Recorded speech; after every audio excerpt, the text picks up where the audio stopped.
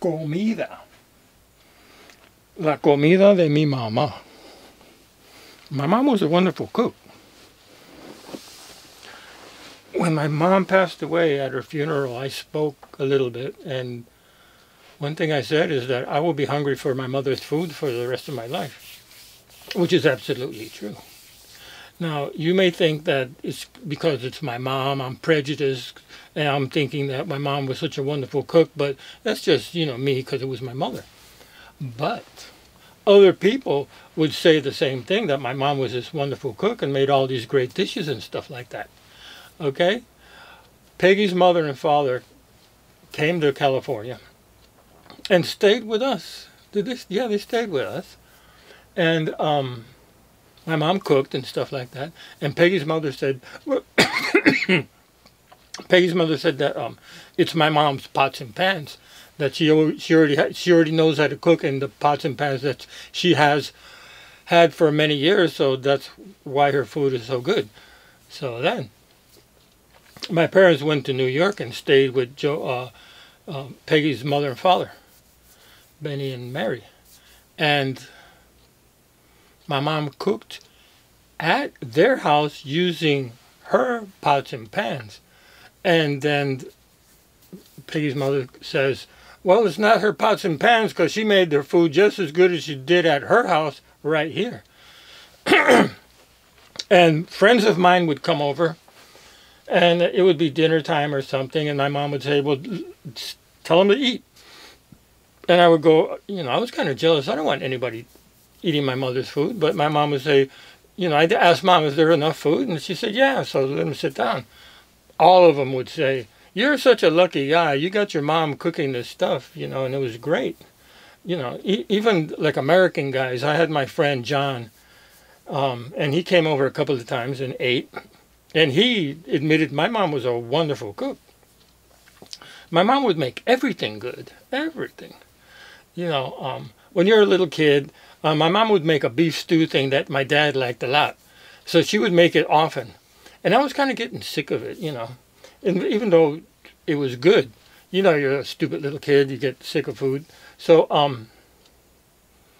one day, I told my brother, tell them I'm running away. I was stupid in middle school. I'm running away. I really wasn't, but I was pissed off about something that Dad didn't let me do, so I said I was running away.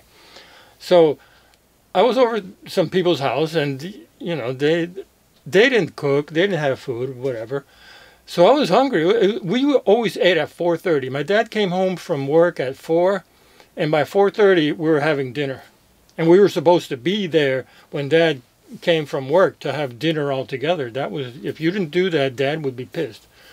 So wherever we were, we would make sure we got home and ate, because of course my mom cooked every day and it was wonderful. So one time I said I was running away. So by the time it was like 5 o'clock or 5:30, I was starving. And the food that I wanted the most was what I thought I was already sick of, that beef stew.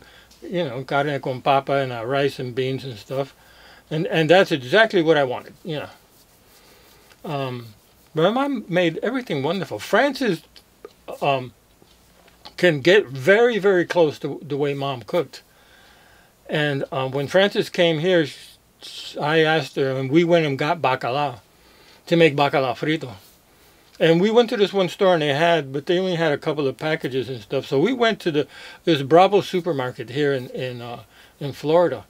So Bravo supermarkets all over the place. So when we went out a few times, we would pass Bravo supermarkets, and I would stop all the time with Francis, and we'd go in. And finally, we found this one in I forget where it was. But they had the bacalao. I went to one of the workers and said, ¿dónde está el bacalao? And the guy goes, over that way. And I had walked past that. And then I went back, and sure enough, and Francis and Marcos, was there looking. And I said, hey, we passed it. It's right there. And they bought, I don't know how many packages of bacalao that they bought, but they took it back with them to California. But then 2 times they made bacalao frito here in my house, here in New Smyrna Beach, Florida, when she came. And bacalao frito and tostones. I love tostones. Plantains, the green ones, you make tostones out of. I love that. But when they get ripe and they're yellow and then they fry them, they're too sweet. For me, I don't like sweet food. Some people kill for those plátanos. Maduro. When I was a little kid, I thought maduro meant that they were more hard, maduro. But no, that means that they're ripe. Los verdes son los que you make the tostones from. So Francis made tostones with Marcos and put garlic and olive oil. Oh, that was wonderful. When Ray Karen came, we made bacalao frito and tostones. Ooh, I ate a bunch of them. And chuleta too. My mom would make great chuletas. Chuletas are pork chops. And a lot of restaurants, Latin restaurants and Puerto Rican restaurants, what they do is they boil the pork chop first. And then they'll fry it a little bit and put seasoning. But that's not the real way to make it. You fry it from the beginning. There's no boiling involved. I know some Puerto Ricans that say, oh, just boil it and then you can put some stuff. Yeah, that's terrible. I went to this one Puerto Rican restaurant and I asked for chuletas and rice and beans. So they come out and the chuletas was like leather because it had been boiled and they had left it in the freezer or the refrigerator until somebody asked for them, and then they pull them out and then they kind of fix it up. But no. You fry the chuleta from the beginning. No boiling stuff. So my mom made chuleta great. Pernil, wonderful. Frank would say that the pernil was, he'd come home from school and he goes, ay, peste de pernil. Pernil, wonderful. Oh, I would love to have that now. I don't eat pork that much anymore, but if my mom was around and she made pernil or chuletas, I'm sure to eat it. Arroz con pollo, fried chicken. My mom made the greatest fried chicken. Oh, gosh, yes. Well, I'm getting hungry right now. And, of course, the rice and the beans and all the different kind of beans, we ate kidney and red beans mostly. Sometimes those white navy beans. And pinto beans, not really that much.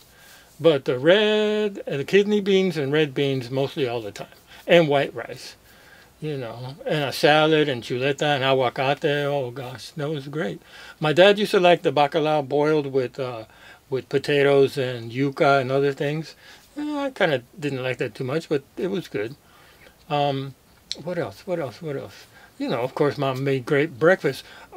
I remember when I was a little kid, my mom would make farina, which you can buy farina. It's dry in a box and stuff. And also oatmeal. My mom would, put it on the stove. Both of them, I think you make them the same way. And boil water and you put it in. But my mom would put like a little sugar and a little salt and milk in there and be stirring it and stirring and stirring. Farina was wonderful. I love that farina stuff. And the oatmeal too, she made it the same way. It was great, And papa frita and all that kind of stuff. And like I said, at my mother's funeral, I said that I will be hungry for my mother's food for the rest of my life. And it's totally true, Frances comes close, and if I lived near Frances, I'd be eating her food all the time because it's very, very close to Mom's. But, yeah, I have fond memories of... And my mother cooked every day, And I would walk through the kitchen every day at some point and see all the different phases of, chopping onions and frying... with olive oil and peppers and garlic, and real garlic too. We had the pilon. My mom had the pilon. Puerto Ricans use the pilon, which is a mortar and pestle, wood one. I bought a new one the other day and smashed that garlic up and put it in everything.